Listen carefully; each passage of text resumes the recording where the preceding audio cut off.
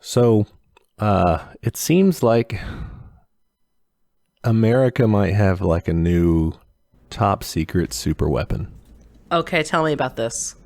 Well, it always happens that, not always, but it frequently happens that when we sit down to record, I've had a pretty peaceful time at the house. Nothing too crazy. But then we sit down to record and either right away or just a little bit into it, the cats start fighting. Oh, no. Different groups of cats. And how is this related to American superweapons? So I think like, they say the Russians and the Cubans and whoever, right? America's enemies. They make our CIA officers' tummies hurt. Yeah, the Havana syndrome. Yeah. They have the secret death ray to microwave them into feeling anxiety and tummy cramps. I'm leaving that sound in because my cats just started.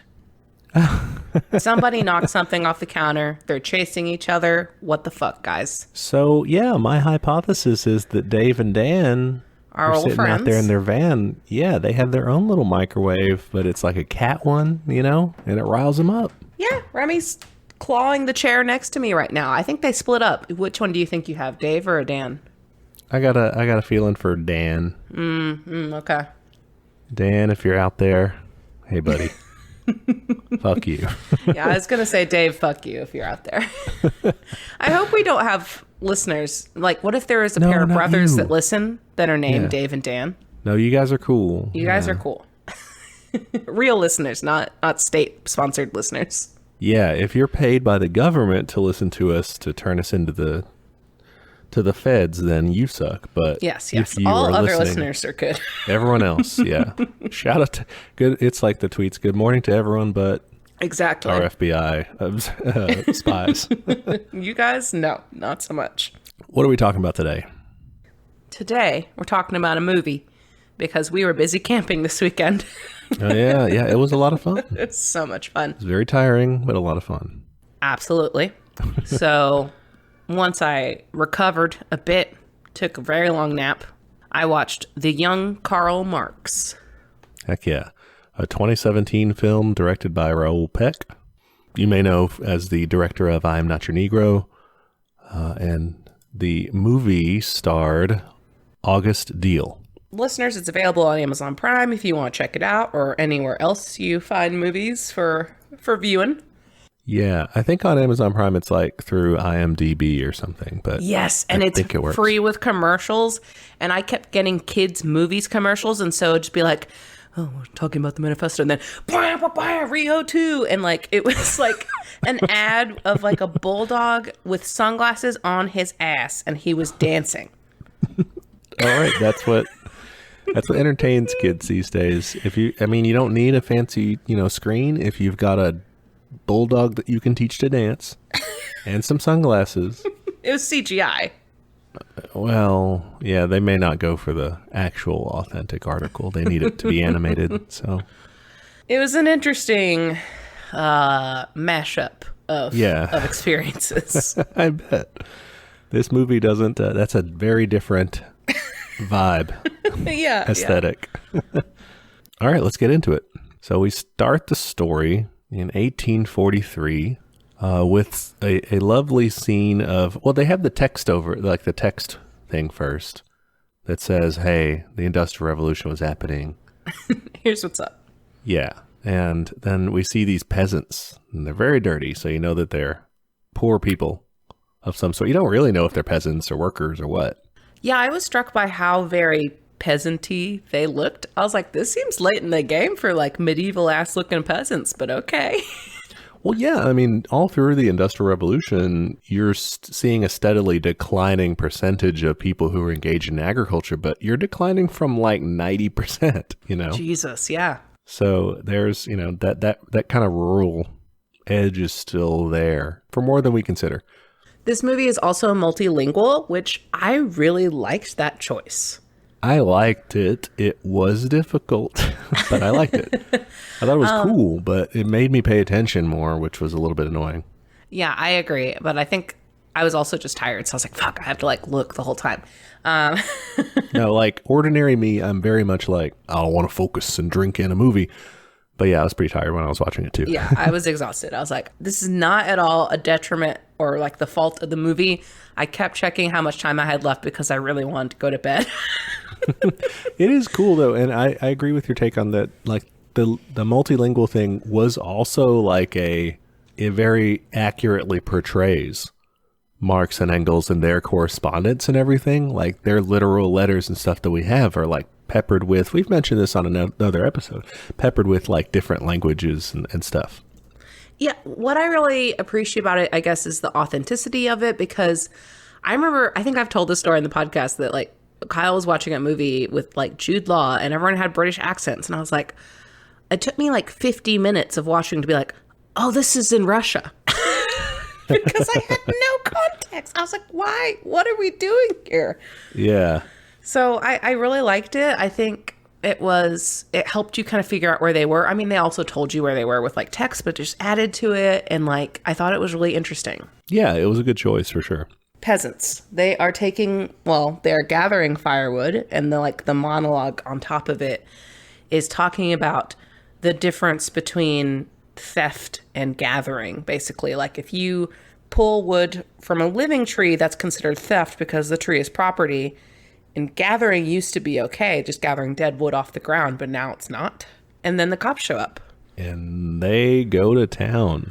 Yeah, they fucking stab a guy over firewood. And they're beating people up, and there's clearly kids screaming, and they don't care. They just mow the place down. I thought it was cool though, like the voiceover. I didn't write a quote specifically, but it really laid bare like what privatization, or enclosing the commons back in the day, like all these things, what they literally do, besides the ideological fluff of like making people freer or whatever, it's actual consequences, instead of the earth being for everyone, instead of being like, kind of how the diggers would do it or Kropotkin would do it, all for all. It's walling it off and saying like, no, you can't have this. Like, this is for some people and not for others. And I think to me, the larger thing I got from this and a couple of the other conversations is it's not just the who it's for, it's the criminalization of who it's not for. Like so much of property law is like that. Like I will often think like if I'm driving and I see like a patch of land that looks very wild, I think somebody probably owns that and it would be trespassing to go on that. Yeah. There's a lot of ways to get shot, like walking in places you shouldn't. Yeah. And that this is just the old school version of it. I thought it was a good example too of like the brutish nature at the heart of the state, because they are just clubbing children down to enforce their will, to protect private property over literal sticks. Yeah, like stuff that's just laying on the ground that like we meet Engels's fancy dad later. It's like, would his ass be out there like picking up those sticks? No, He doesn't give a damn what happens to it, but he's going to pay thugs to go and rough people up who try to take it. Yeah, I mean, that reminds me a lot of like fruit trees and like how those are now like very difficult to find because like people realize like, oh, I don't want to give away these fruits for free, which is so sad. Yeah, another part of that, I think you're onto something with the criminalization part of that, because like it's not necessarily even that they're trying to sell the wood, the fucking wood or anything. It's more like they want to further immiserate people who otherwise could have like a little bit better standard of living. Like you can't as easily say, I'm only going to pay you, starvation wages, if that person can go supplement themselves a little easier in like the wildlands or what have you. Yeah. But you can more effectively say like, you're crushed beneath my thumb. You have to do this, you have to do that, because you have no other avenues. Like there's nothing you can provide for yourself from any common land besides what you get from my, the scraps from my table.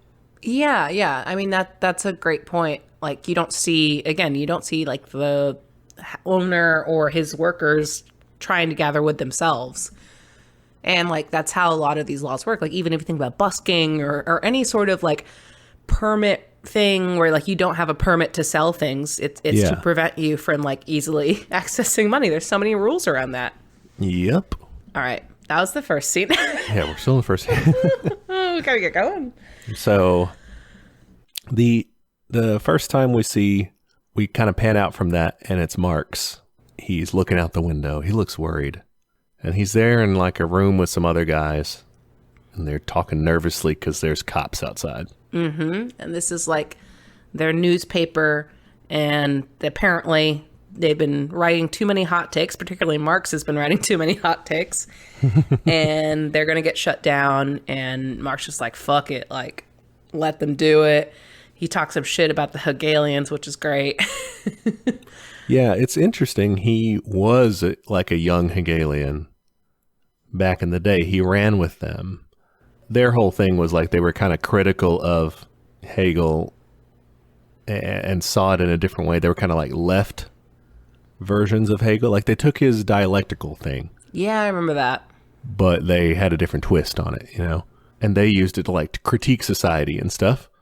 But then Marx kind of gradually comes to think that the young Hegelians are kind of full of themselves and just want to do, you know, pretty talking philosophy and don't want to like do shit. So that's where he does gradually fall away from him. And it makes it look in this scene like he's just like, fuck you guys. But it's way more of a gradual thing in real life. Okay, great. This is why I'm so excited to talk about this with you, because like I only know a smattering of Mike Marx's personal history and just the movements around there in general based on some of our readings we've done. By the way, listeners, if you like, I would reread the manifesto if you're like gonna listen to this episode or watch this movie. That'd be nice. But yeah, I was really curious about like, okay, like how does this match up historically, stuff like that, because it almost felt like there were cameos, even though it's a historical movie. I'm like, oh, that guy, I remember that name. Yeah, it's pretty good. It's pretty faithful to what happens. I think it tries to make more of a dramatic narrative sometimes. Yeah. But we'll talk about it. Side note, I think Marx is very hot in this movie. He's pretty good looking. Pretty good looking. I like his big hair. I think he's got a good look going. So you're more for Marx? I think Engels has a little bit better look for me. Oh, really? Yeah. He's a little too much of a twink for me. I mean, some people, that's their thing, but it's not for me. All right. So where they're at, he's there with Max Stirner, the doodle guy. Oh, I didn't even realize that was Max Stirner.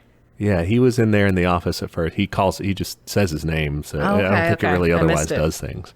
And Bruno Bauer, who is also kind of one of his nemesis later on, but he starts out a friend. That's how all of his friends go, basically.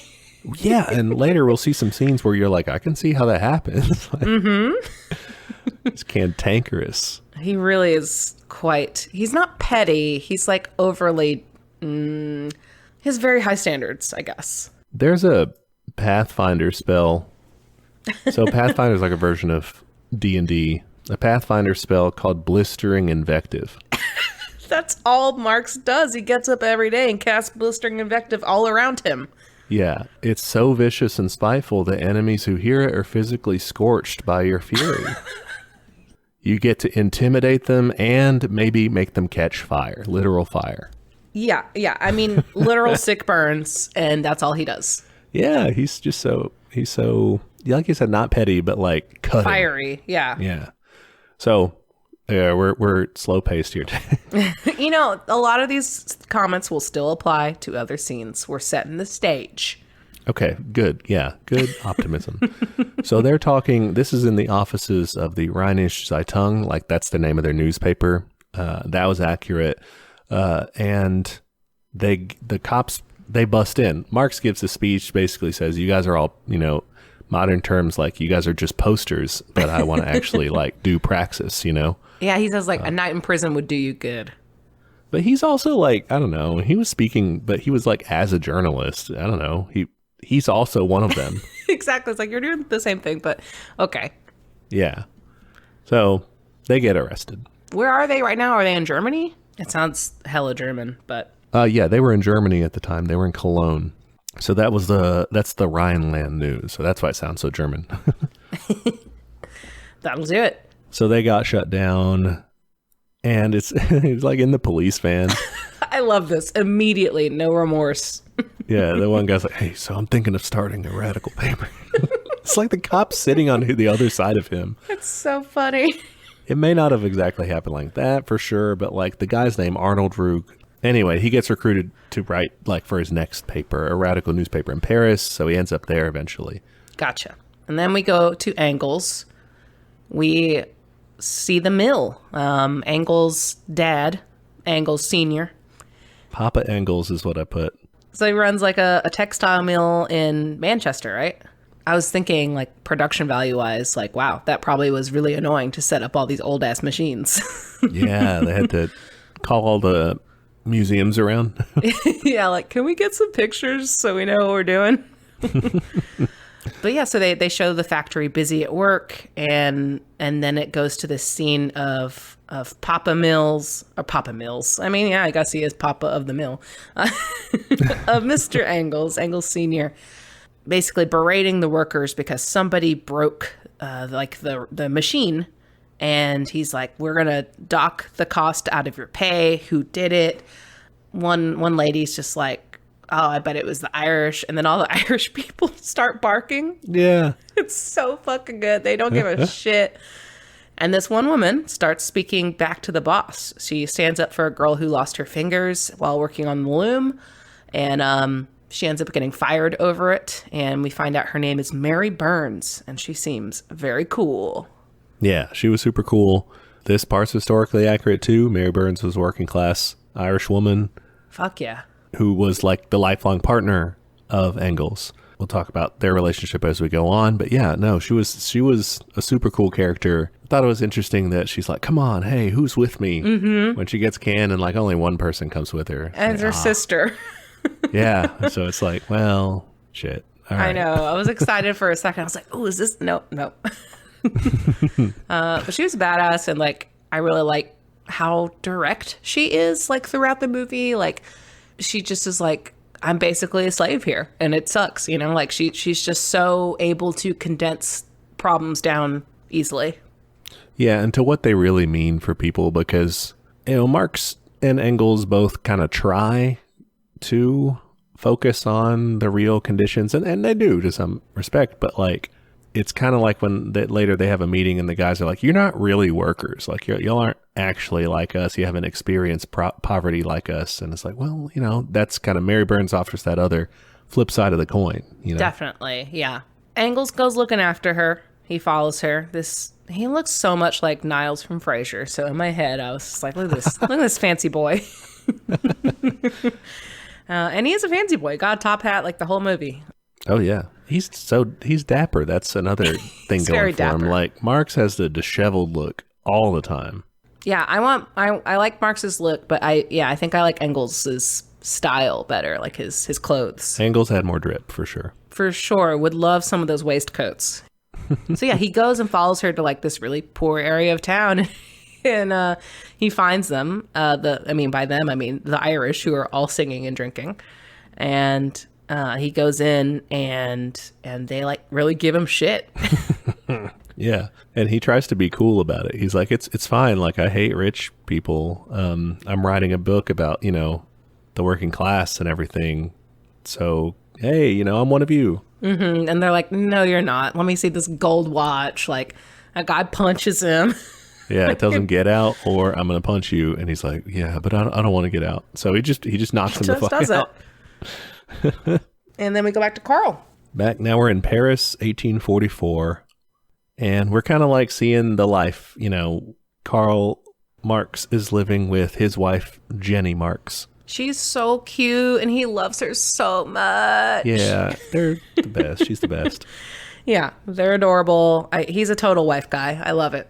I like her a lot better than him. We'll see them be, where he's blistering invective guy. She's like peacemaker. Yes, you know, which is just nicer. I identify with that more. But they're like living kind of a middle class life, I guess. Like, they're a little disheveled, sort of, but like they have a housekeeper, you know? Yeah, you can tell they had some sort of savings, I'm assuming from her side, because she like came from a wealthy family. Yeah, from the von Westphalens. So she was like, or her father's family had been like petty nobility sort of thing. So like lesser nobility sort of thing. So they definitely had money, and it was sort of like, whoa, that she was going with, that she got married to Karl Marx, because it was just a different social class. Yeah, and he was Jewish too, which they mention a couple times. His father had converted, essentially for the status / I don't know. I mean, he may have had his own reasons too, but that was a thing in that region. And so that's why he says like a converted Jew or something. Yeah, and an atheist. yeah, and that. But apparently, Karl Marx and Jenny's father like ended up getting along, and so he was, kind of able to talk his way in good with their family. So yeah, they're talking about their money trouble, that Rouge isn't paying Karl like for a couple articles, like he owes him money, and he kind of feels bad for bringing her here, but like she's so supportive, and they're very just like, yeah, this is what we're doing right now. Like, that's fine. We're together. That's fine. They do it. They do it. A little scene. So like normally I'm very American prude, I guess. I'm like, I don't like to watch this stuff in the movies. Like, I'm just like, it's the awkwardest part of the movie. Oh, that's funny. But it was like fine here because, I don't know, you don't think of historical figures like being real people. I see. So it was like kind of good. It was like, he's just a person. They're just people. I still skipped it, but it's just because that is my automatic response because I watch telenovelas, and if I didn't, that would take up all my time. You have to, because there's just like 3 fuck scenes a episode. Fair enough. So then they go to Proudhon. Yeah, they called it a Republican banquet. It's like this sort of political meeting. It's got people selling cigars. It's got a brass band. It looks like a fucking bop. I would love to go here. I was like, is this what people did just all day? Yeah, and I love how Proudhon goes up there giving a speech, and people just like talk to him, and he responds. Like the speech, people are always on the teleprompter now. Now you got to like go back and forth. Basically, it's kind of cool. Yeah, or you have like a separate Q&A section. It's like, nah, you can just start heckling. Yeah. But it was interesting because I liked what Proudhon had to say. And so it was great to like then get it challenged. But like he's talking about how he's speaking to craftsmen, and then someone says, hey, what about the workers? And he's like, yeah, them too. But I remember that being part of the history of it. It used to be more focused on the concerns of craftsmen because they're getting like kind of priced out of things and all that. And I love some of his rhetoric of basically saying like they're being murdered. Like, what is slavery? It's murder. So what is property? It's theft. There you go. Yeah, he's trying to boil it down to this phrase that, then afterward, Marx kind of takes him to task for. And I don't know. It was a little confusing. It was hard to follow. Yeah, that was more like, did you get him on a clever point? Is that substantive? What I interpreted it as, and I think what some of Marx's and really Engels too, their key issue with a lot of these other kind of philosophers and economists and things is he feels they're too abstract, because he prods them on like, okay, which property are we talking about?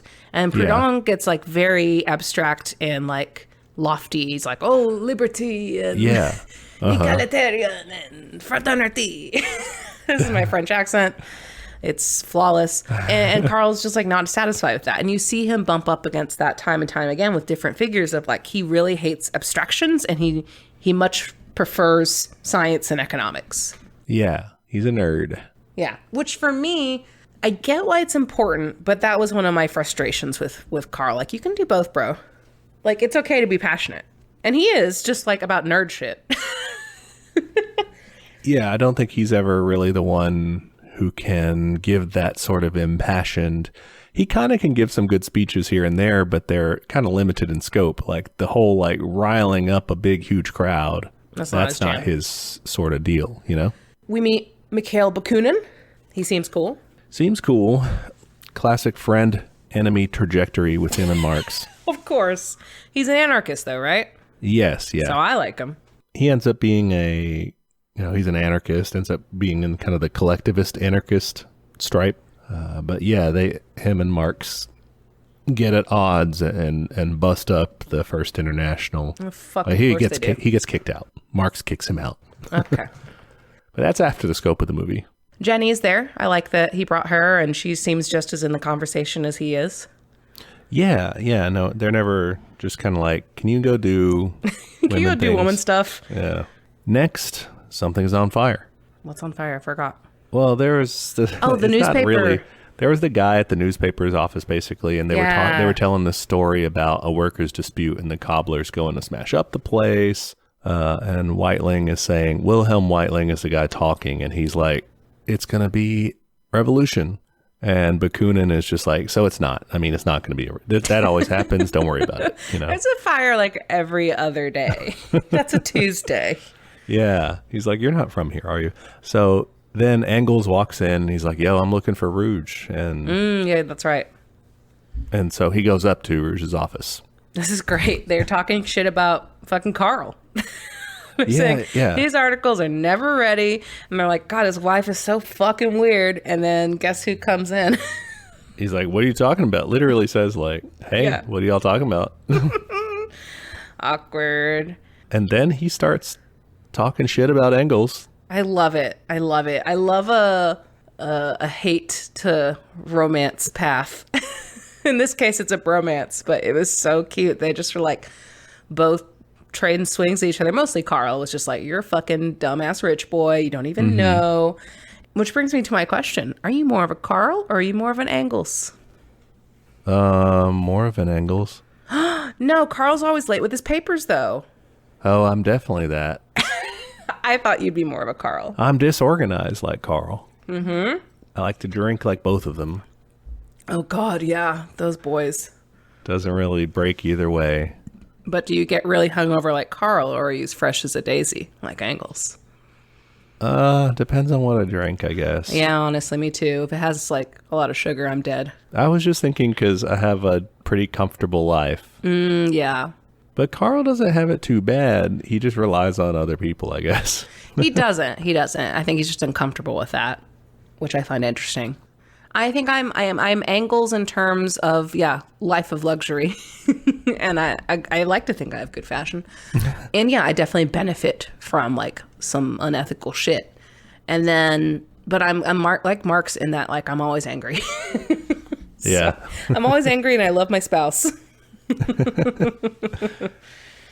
Maybe it's not so much one or the other, but those are different aspects of your person. Inside of you, there are two wolves. And they're best friends. One's named Marx, one's named Engels. Also, they're 24 in this scene, and I just wrote fuck in all caps. I'm continually, anytime someone brings up their age, I'm like, shut up. But then they eventually get to complimenting each other's works. Yeah, that's the way to curry favor and make friends is say, actually, I think you're awesome. It's very cute. They're like, actually, I read your book. I love it. Engels is like, I read your book. Can I be honest? He's like, yeah, please do. He's like, I thought it was amazing. Yeah. And like Karl does the same thing. It's really cute. They go to a bar and keep talking. After losing the cops. Yes, they have to ditch the cops. Which I love because Engels at one point drops his hat, goes back for it because it's an heirloom. It's an heirloom. What a loser. But I also really love that he gets people to hold up the police for them. He's like, help, police are after me. And everyone's just like, okay. And the workers are like, fuck you guys. Yeah. Like, yes, I want that. That used to be a tactic you could use. Now that would be inviting people to get shot en masse. Yeah, they would pull out their guns. They're fucking good guy with a gun or whatever. You hear the cops are after me. Everyone just hits the ground. Like, fuck, that didn't help. And then, they have boys' night, man. They get rowdy. They play chess. They get drunk. Yeah, I was wondering what openings they went with. It didn't really show, but... Oh, yeah, you're a chess head now. But yeah, they have a good night. They end up throwing up, Oh, yeah. Times were had. Talking shit about their jobs. I wrote Just Like Us. And I love that Karl just goes, have I told you about my wife? And it just starts like waxing poetically about her. It's very cute. What they didn't show you was that Engels was thinking like, yes, you told me about her like 4 times. You told me 6 times, bro. I get it. But I thought it was funny. This is where they throw in Marx's quote about philosophers are concerned with understanding the world, but the point is to change it. Yes, I was like, that's my guy. I also don't like philosophers. Like, because I love it because Engels goes, so philosophers, and Marx just goes, ugh. Like, he's so annoyed at the very word. I'm like, man, that's me. It's funny because it's kind of like with the young Hegelians, with everyone else that he falls away from. It's like he has such a critique of it, has such a disdain for it because like he was of it. He did philosophy when he was studying, so like he knows about it, firsthand, and he's like, ugh. Yeah, I mean, it's like us when we talk about liberals. Like we can do that. Yes. We can say that we were there. Well, like because that's definitely not where that quote came from. I don't have any evidence, I guess, but come on. But it does kind of sound like a drunken enlightenment, like late in the night quote. I love it. I love it because this is a note I think I made later, but like I love how they portray their friendship. Like it's a very intimate friendship. And they when they write letters, they'll be like, my dear Karl. And like, they hug every time they see each other. Like they're really close. And like, I don't know. I haven't just spent the weekend with friends. It just made me very emotional. Like, oh, look at these good guys. Bros. So yeah, they have a good time. Engels ends up staying the night, and poor Jenny opens the door and just like, what? Who is this? I have found friends of Kyle's just on the couch sometimes, and I'm like, okay, this is what just happened, I guess. Yeah, it's so cute. Yeah. So they kind of come up with a working title for their upcoming book. Is this the critique of critical critique? Yeah. That's a really good name. I love it. So it does survive that title. I know that later they're like, oh, it got changed to the Holy Family, which it does, but it survives as the subtitle. Did Jenny actually come up with it? Do we know? I don't know historically if that's the case. But okay. I loved it. It's very cheeky. Yeah. So among their drunken night at some point, Engels said, Marx, you got to read The English Economist. So the next scene we get is him in the library reading. I love it because he's just like, do you read English? He's like, I can just learn it. And I'm like, damn, dude, what if you just had that confidence? You're like, I'll be fine. I'll just learn one of the hardest languages to learn. No big deal. And he does it. Yeah. Good job, man. What else? Jenny says to Engels, hey, he's social, but he doesn't bring people over. Like, y'all are clearly besties, but like he doesn't have your constitution. Don't run him ragged. He's got a low con mod. Yeah. I also liked this quote that she had, which was, happiness requires rebellion, because he says something along the lines of like, oh, you could be like a rich and happy aristocrat. Everybody wants to be a cat. I mean, that's the life. No, he says you could be a rich lady and just idling your time away. And she says like that. No, that would be boring. Happiness requires rebellion. Like I love my life here with Marx. Yeah, she's so cool. She's just like, I want to overthrow everything, just badass. She's great. Oh, then we go to the studio kind of area. I don't know where exactly, but some sort of club. Oh, yeah. And someone's drawing Courbet. Courbet is painting. Ah, okay. And Proudhon says, Courbet paints for the people. Everyone else fucking sucks. Which, Courbet was part of that movement of like depicting poor people as they really are, I guess. Like he did a lot of like class-based work. I mean, it's kind of boring looking IMO. It's just like pretty. Yeah. Whatever. It's not my jam, but it was a big deal at the time. And they go and they talk to, Marx and Engels go talk to Proudhon. They are like, we kind of, we think that part of what you're doing is cool when you're not being too abstract, basically. And he's just sort of like, okay, backhanded compliment, I guess. But yeah. How do you react to that? He looks so bemused, which I think was a classy way to handle it. Yeah. Because they're like, we're writing a critique of your shit. And he's like, okay. Why are you telling me this? But okay. Yeah. Can't wait to read it. Thanks, I guess. Yeah, next we go to another of those little speeches, those rallies kind of things. Yeah, this one's like a gathering of workers in some sort of room. Marx is telling them, he's giving a speech to him.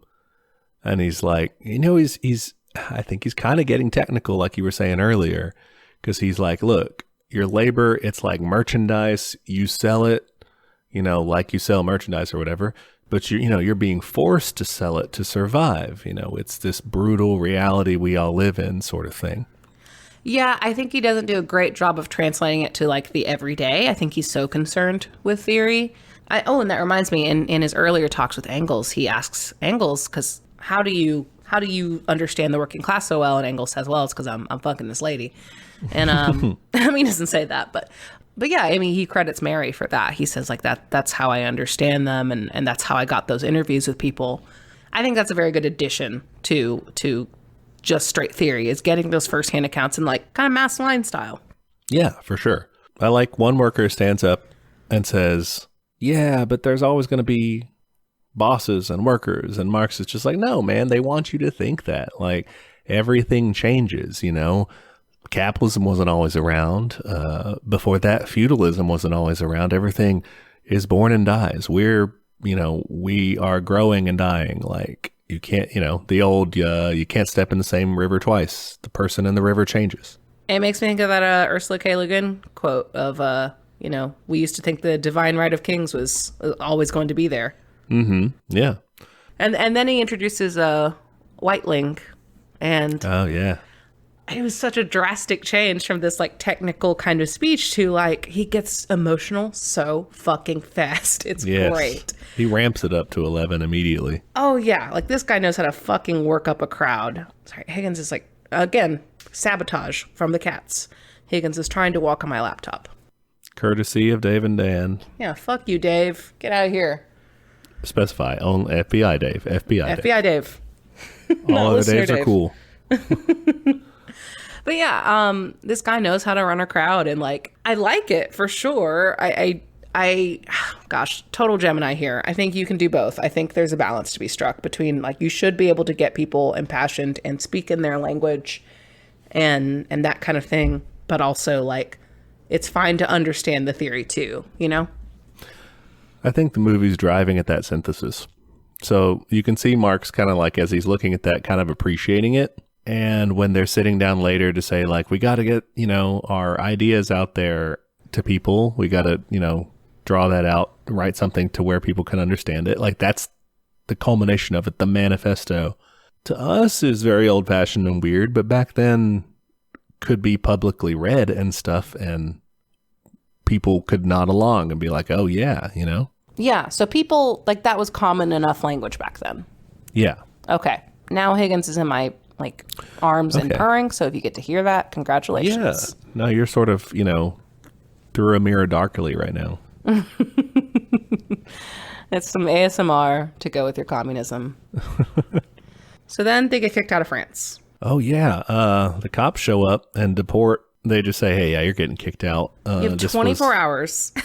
And he kind of calls them out. He's like, oh, is this France kicking me out or Prussia? And that the reason is because that actually in real life, that was a request by the King of Prussia to shut down their newspaper.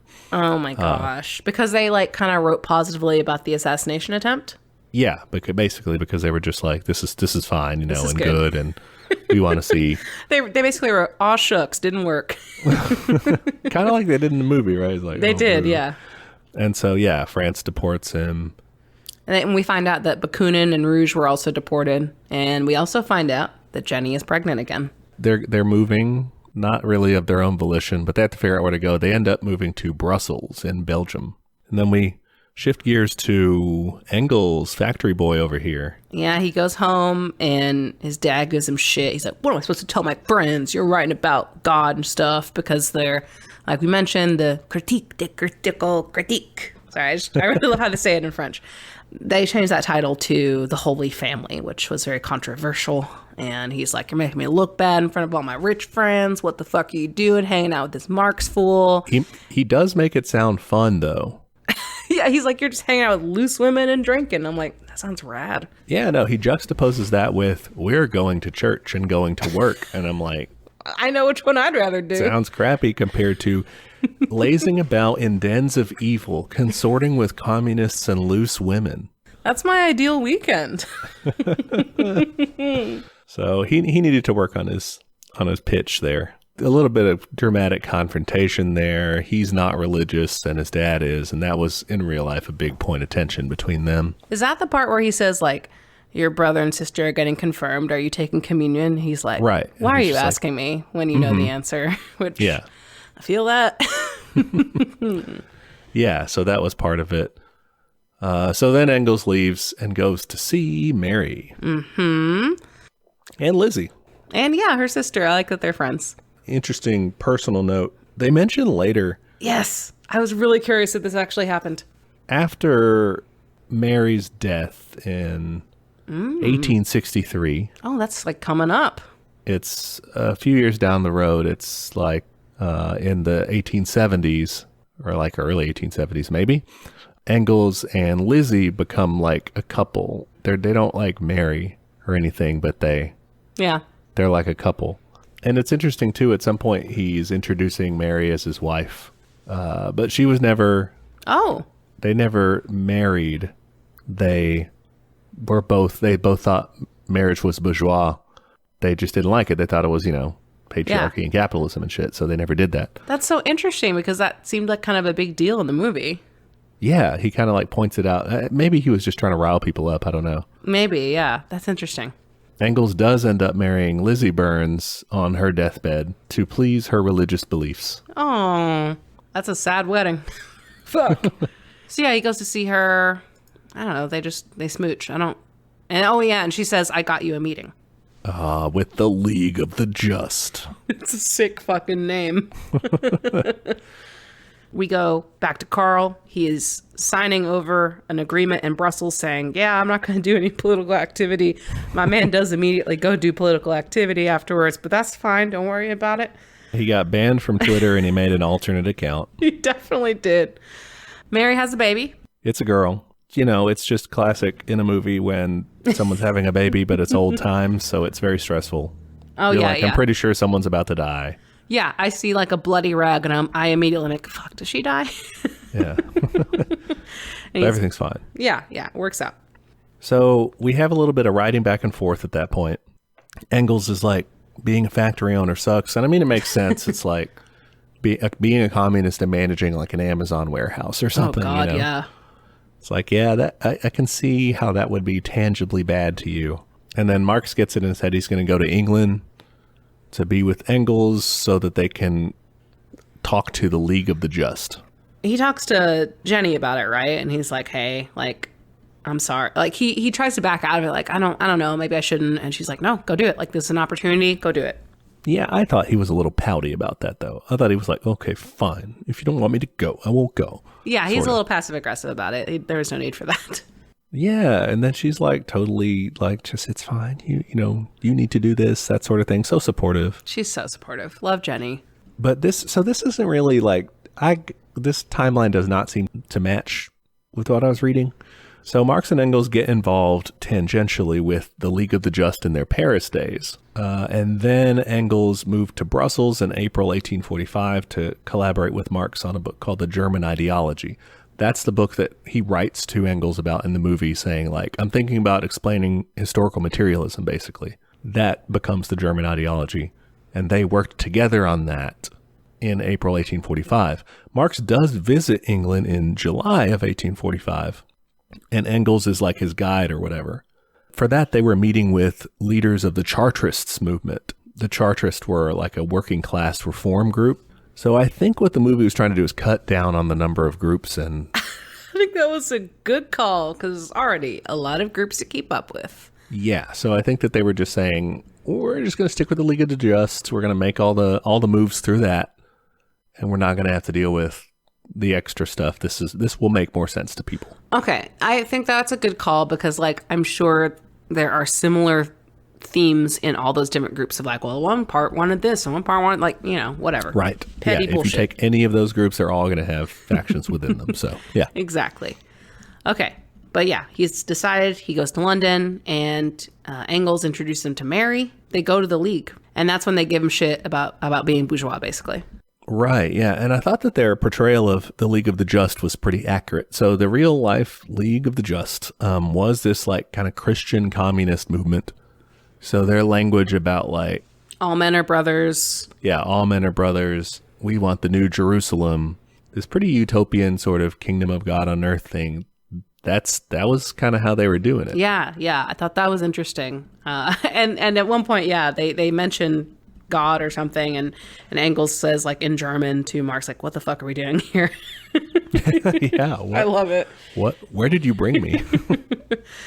And then Bakunin comes in and shows off, like, his fucked up leg because he got beat up by, like, the police or something, and I thought that was funny. Nah, that was Whiteling. Whiteling. I get them mixed up because they were introduced near the same time. Okay, Whiteling comes in. And then they basically have to name drop Proudhon in order to get in. Yes. The guy they talk shit about, they're like, oh yeah, we're best friends. Hand in glove. Hand in glove. We basically, always talk. We've all exaggerated a Twitter acquaintance before, I feel like. Oh, my friend. And it's like, no, this is just somebody you follow online.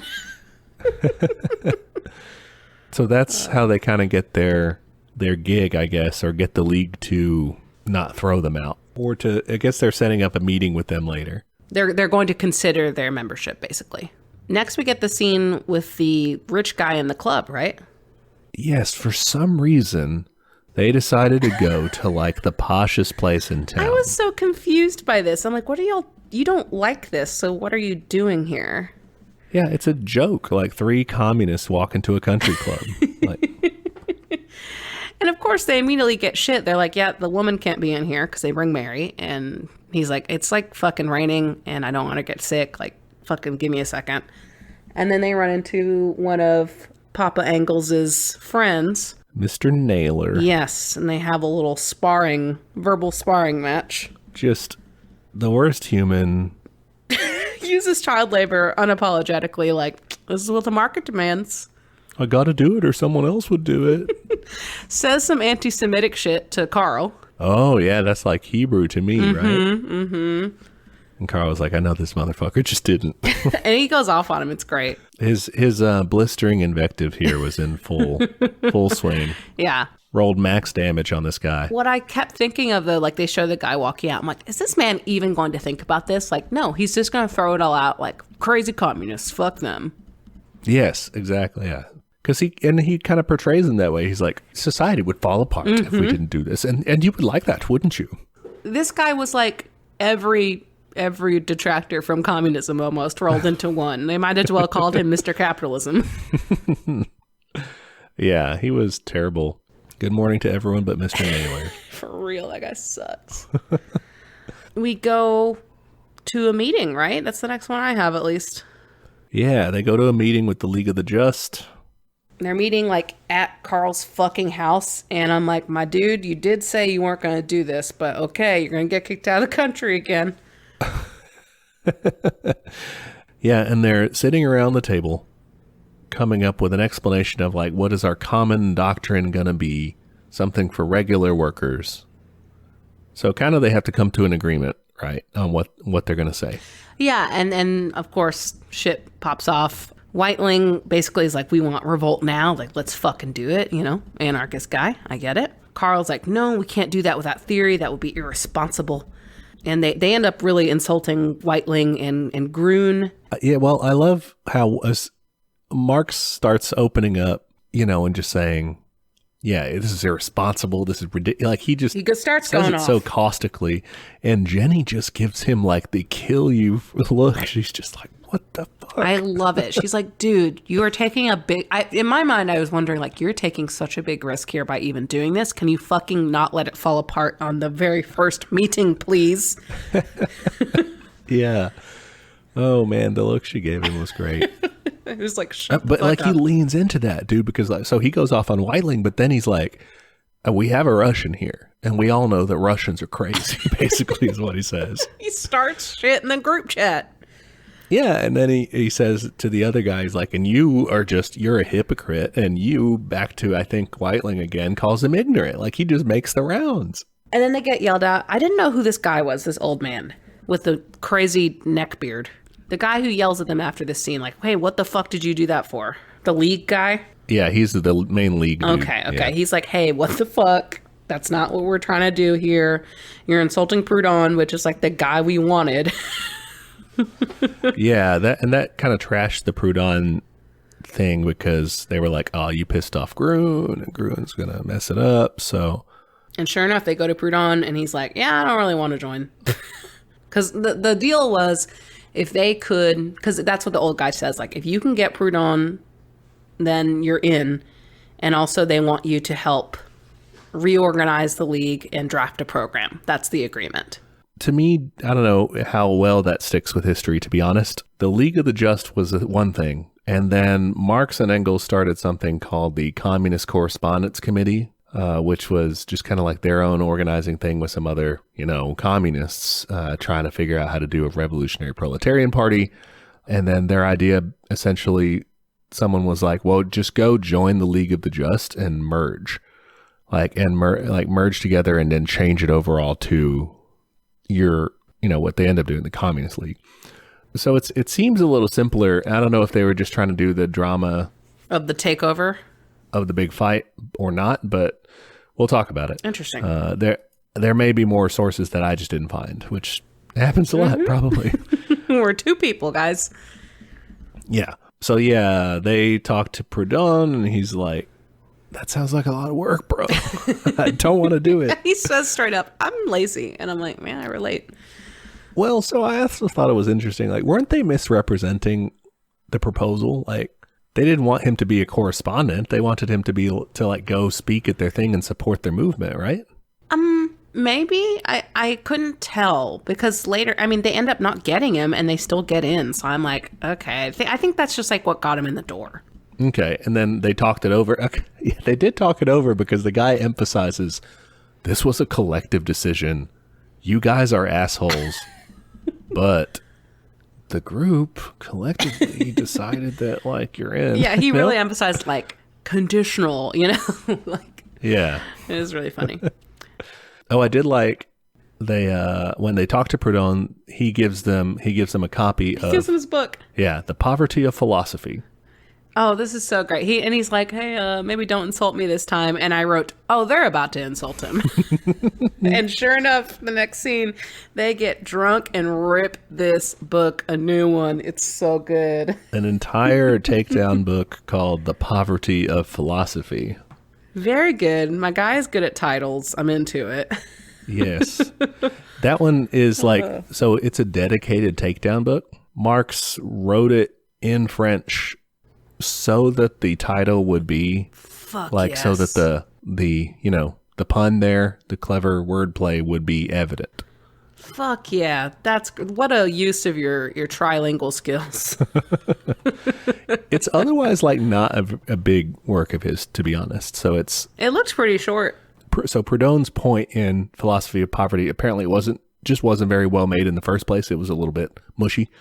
And Marx's critique of it, while effective, is just it's also very confusing to read. Okay, not a banger. Yeah, when you're taking someone down for being confusing, you have to talk a lot about confusing things. So yeah, that's fair. Yeah, Mary though, she's hawking it at the Congress at the League meeting. Yeah. Hey, buy it. Buy this tiny shitty book. So yeah, the next bit, they go to the meeting and they're not accredited, which means they can't speak. And I'm like, what are we doing here, guys? Yeah, they reminded me of the socialist meetings or whatever in the movie Reds. Right. The credentials. That blows my mind because I'm like, we're communists. We're not supposed to be about this kind of fucking rule, finagling. Maybe I'm just too anarchist for it. I'm like, no hierarchy, just go. I guess as long as you have a means of, kicking out the MAGA guys assholes when they come in the door. Yeah, Yeah.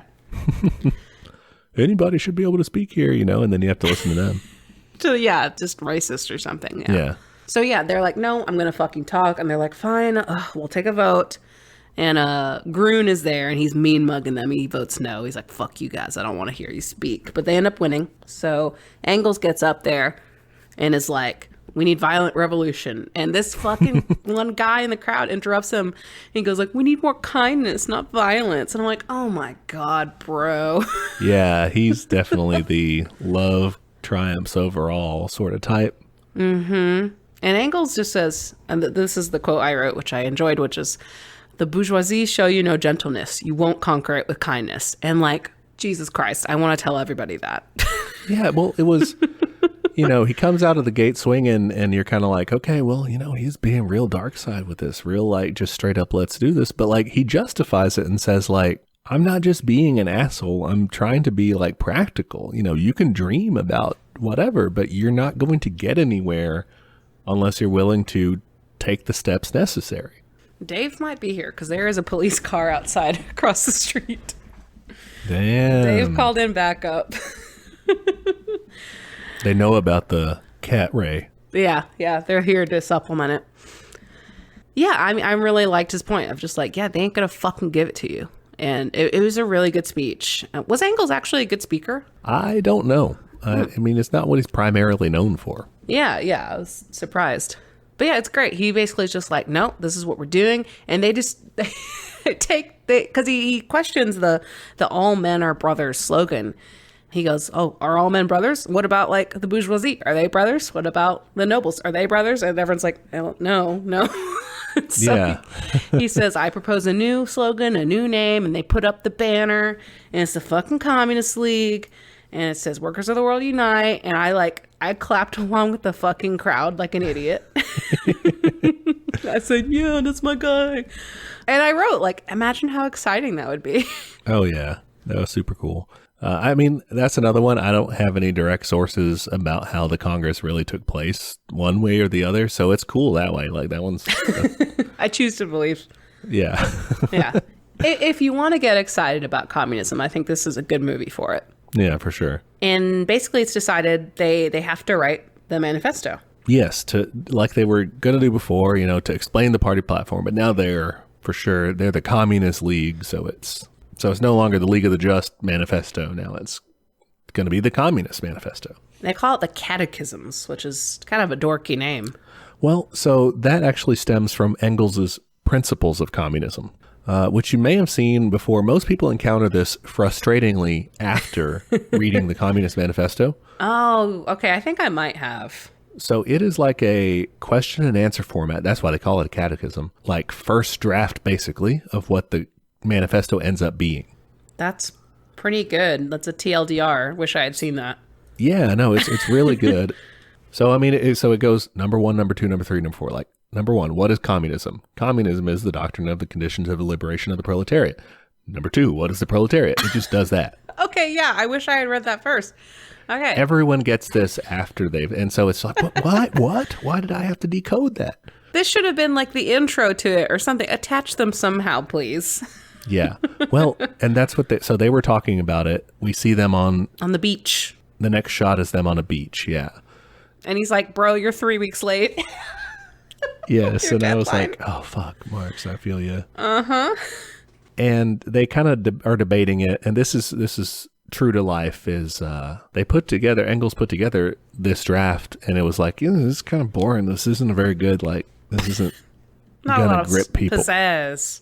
Yeah. And so I was like, well, Marx, what you're going to do, take this and really give it the works and snazz it up. Make it look cool. Do some good prose. And so that's why, I mean, it kind of goes in the same order too, pretty much. Through the Principles of Communism versus Communist Manifesto, it's essentially the draft. It's like an outline. Marx has to, he did in real life also very much procrastinate about writing the manifesto. And they had to come back and be like, motherfucker, here was the deadline. Oh my God, that stressed me out. And I had the same thought of like, this is Grady. Yeah, it's pretty funny. So yeah, they give him the hard deadline.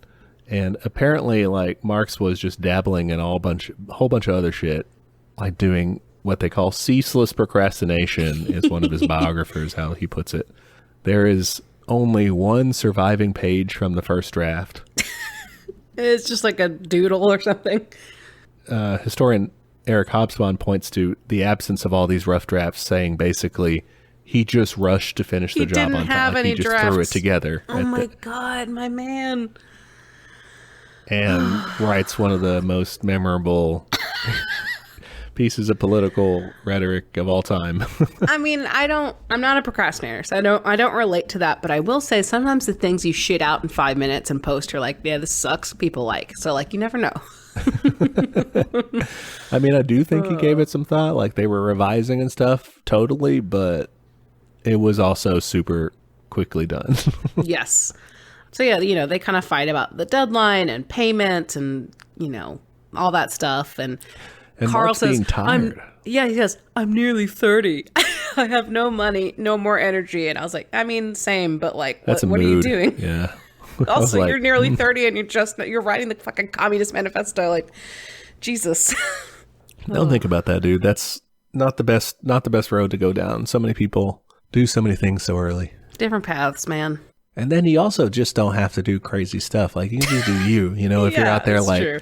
Damn, these guys are always talking about changing everything. What could I possibly, maybe, throw yourself into it. But if you just want to like chill and vibe and do your thing, that's also fine. Oh, that's a good point.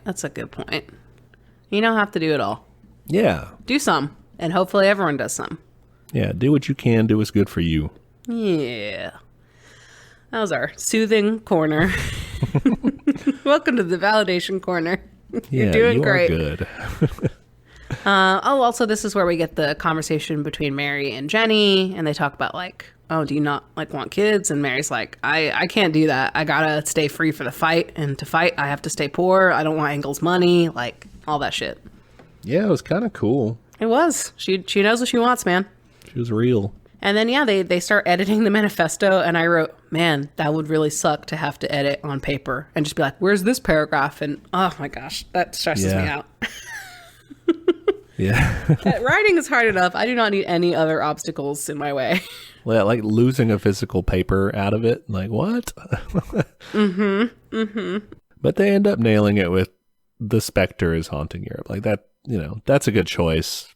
Boogeyman would not have worked as well. I wrote wish they had stuck with it because that's fucking funny. That's a funny word. Yeah. It's not as serious, I guess. So then they do a really good, the last scene before they do the text over is this montage while they're reading the manifesto. And they show like poor people. And railroads and factories and it lines up very well. I may just be a fan of montages. I realize that about myself. I'm like, oh, they're doing a montage. Oh, this is good, but I thought it was good. I thought it was good. I thought it was very like emotionally poignant and like, I don't know, it reminded me of how much the manifesto slaps. And like the final shot before like the text is like a child in front of the French flag because the Paris Revolution broke out like a month later, right?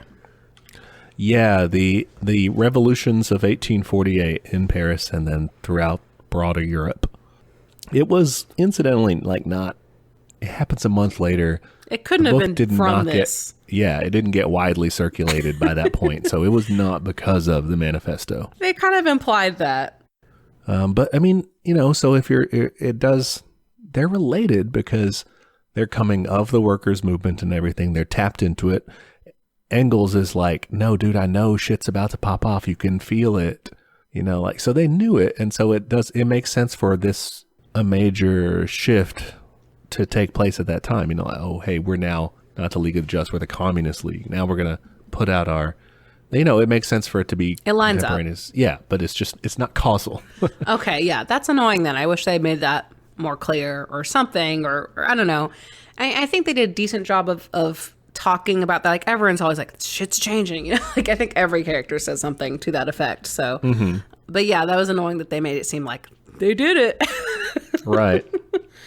Because it fails also. So like, which one is that? Which revolution is that? That's not the commune, is it? No, it's not. So the 1848 revolutions, like I said, it's a series of them all throughout. In France, they have one called the February Revolution, which is French Revolution of 1848 also. It ended the conservative July monarchy and established the Second French Republic. It's with all of these, to the extent that they even succeed, they're like bourgeois, kind of liberal democratic. they have some elements of workers' discontent mixed in. I mean, that's why it comes to a critical mass. I mean, that's where they get the bodies. Right, yeah.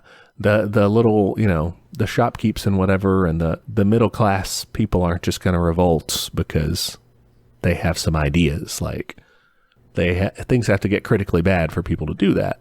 Yeah, and they talk about like the price of bread going up and that kind of shit. Mm-hmm.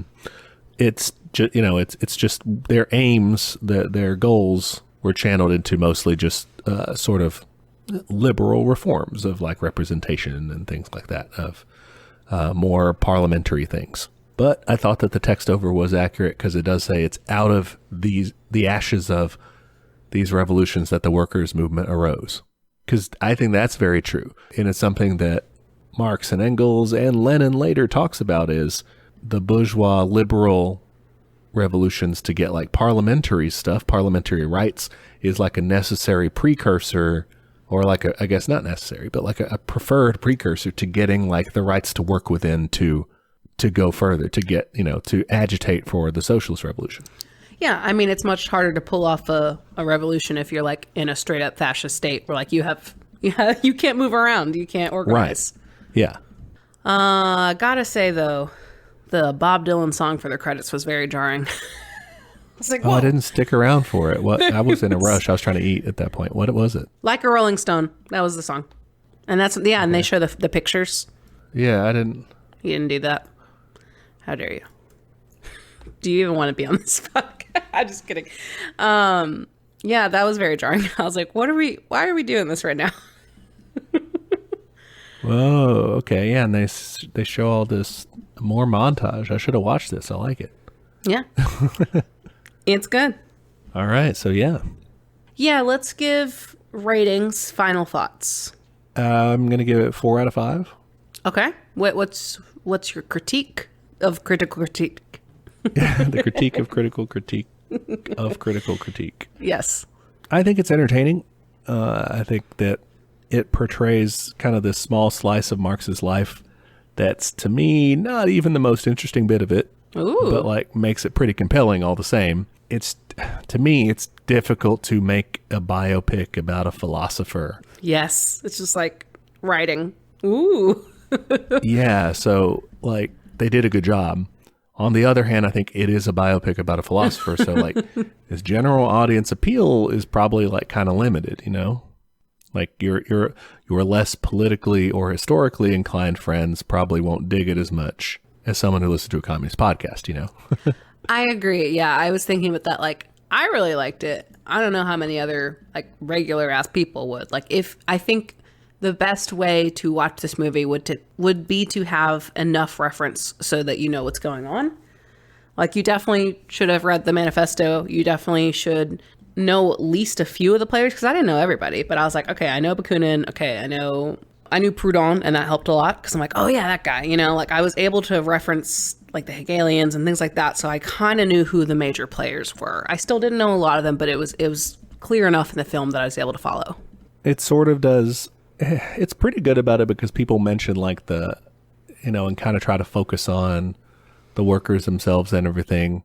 But we are very much wrapped into, just by storytelling convention, Marx and Engels and, and the people close to them as fundamental or like, indispensable people in it. Yeah. Moving history forward. But I do think it tries to be like, it's not just them, it's the masses too.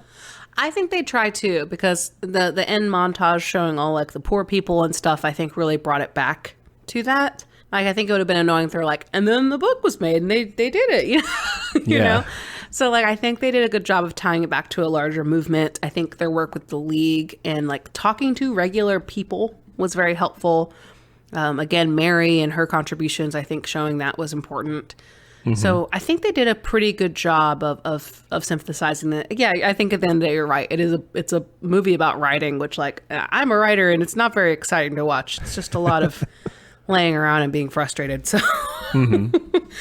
but I think it was good. My rating is, I think 4.5 out of 5. I really enjoyed it. Nice. I think I have the same critique of like, it's a little inaccessible if you don't at least know some of it. It is very good. I mean, it's openly communist. It is. It is. I was impressed. I know that they're portraying, communist figures, so it's like, well, duh, that the protagonist is going to be. But, like, they take pains to show, they go out of their way to show, like, hey, here are the right-wing people. They suck. They are killing people. They are cheering on child labor. Like, that's the opposition. Exactly. Like, I think they did a really good job of not muddying the water too much and saying, like, yeah, these are obviously the bad guys. Like, that scene with Mr. Naylor, I think, was really important. I think even the beginning scene at the factory was really important to say, like, here are the stakes. Here's even there's a very small scene where Engels interacts with, like, a little boy selling stuff on the street, and it just helps set the stage of, like, this is what's going on right now. Like, shit fucking sucks. Yes, and that kind of leads me into another thing that I had on here is that in terms of usefulness for the movie, right? Obviously, it's probably not going to convert anyone who's just straight up conservative. No. But I do think it could be useful in terms of like being it's kind of a sympathetic element.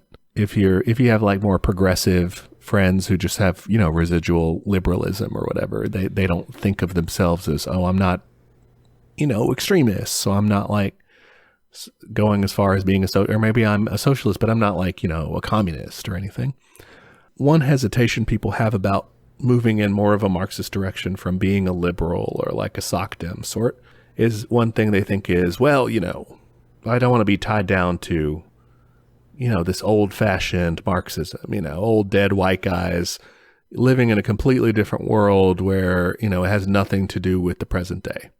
And I think the movie does a really good job of, kind of breaking through that and saying, like, this is actually very identifiable. Like, these old-fashioned problems, sure, have like a very modern feel to them if you're like watching it today, they're facing a world at a crossroads between workers being ground down by automation, trying to fight for an alternative. Meanwhile, the titans of industry want to what? They want to further squeeze more blood out of them to surplus them altogether if they can, I don't know if I agree with that. I don't see this converting a liberal. I think because it's a historical piece, they will just view it through that lens and say, well, that's what worked. That's what they tried then. It's not going to work now.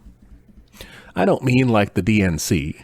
No. Even progressives, like I think unless you have already read the manifesto, I think that bit at the end wouldn't do a lot to sway you, because like even I kind of zoned out during some of the particular words. I was just like, this is cool. Like, but I was like, I know I like this because I know I like this book. Because those words take a lot of interpretation. Like if I would have had to pause it and like read and like think like, okay, I see what he's saying. Now I go. That's my concern is that it is such a historical piece that you were saying, oh, I think these problems are relatable. I think they are because like I'm able to make those historical connections. I don't know if everyone would. They wouldn't be like, everyone's always complaining about their shitty job in this movie. My concern is that the things that got brought up, like child labor, like someone could easily be like, well, we don't have child labor anymore. We did it, Yeah. I guess I like to make parallels and maybe other people don't. They're just like, wow, look at the past. I'm not saying they couldn't. If you got a progressive enough person, they could. I don't know if this is the piece I would show. Yeah, not out of the gate, no. They need to watch a few more in-betweens. Now, another thing I thought was something that the movie did well was really humanize Marx and Engels, and really all of the protagonists in it were like regular people, they weren't like kind of weird stoic historical avatars, Yeah, and kind of hand in glove in that. I like their treatment of women. Like they were part of it, and they were fucking there, and they were involved, and they were supportive, but also like active. I thought it was nice. Yeah, for sure. Very small note, there was like a black guy at the first like Republican rally thing, which I thought was interesting. I was like, oh, cool. Yeah. And that like totally would have been a thing. And they were in France at the time, right? Yes. Yeah. My final note is very silly. The Engels boob drawing. Have you seen this? It's the best drawing ever. Maybe. Just Google Engels doodles. Obviously, the famous Max Stirner doodle. But there's a page of doodles. Oh, okay. I see this one. Yeah. With just like this very pleased woman with her tits out. And I wrote, I think I kind of want that as a tattoo. I think that'd be a sick ass tattoo. Oh, that's funny. I'm considering it. My rule on tattoos is you gotta sit on it for a few months before getting it. Don't want to be too impulsive. Yeah, generally speaking. Good movie. I think it's really good. I really enjoyed it. Recommend. Enjoy it with your communist friends. Absolutely. All right, what are we doing next week? Next week, we are going to learn about and enjoy the musical stylings of one Paul Robeson. Oh, yeah. We talked about this guy briefly at one point. This is the guy that has the crazy resume, has done everything and is good at everything, right? Yeah, he was naturally good at the things that he did. Worked hard at it too, for sure, but was just incredible. So we'll talk about him. And he was a total leftist. Awesome. Excited. I love a music episode. Cool. Well, we're both tired, so let's fucking end this thing. All right. I'll talk to you later. All right. Bye, dude. Bye. Hey there, comrades. Just jumping in to remind you of all of our social media. We are on Twitter at teachcommunism, Instagram at teachmecommunism. You can shoot us an email. That's teachmecommunism@gmail.com. Any of those places are good to send us an episode suggestion or a question, anything you think would be useful feedback for us, or just your admiration. If you want to admire us in a public manner, and you should, you can go to Apple Podcasts to give us a review. It is the best way to help people find the show. Love when people rate and review us. Please do both. We are also on YouTube, if that's how you prefer to listen to podcasts, or if you know someone that's the only way they'll listen to podcasts, send them to our page. And we have a Patreon. For $5 a month, you get access to our notes for each week's episode, including the backlog of notes, which is a very handy resource for up-and-coming commies. And at the end of the year, all of the funds from Patreon will be given to local mutual aid in the DFW area. So, ain't going to line our pockets. Finally, we have merch. Check us out at TeePublic. You can find shirts and I believe also stickers and magnets and all kinds of fun stuff with catchphrases from the show or episode art, stuff like that. The link to that store is in the show notes, so check that out. Okay, that's all the internet. Join us next time for another episode of Teach Me Communism, where the class struggle is always in session. Bye, y'all.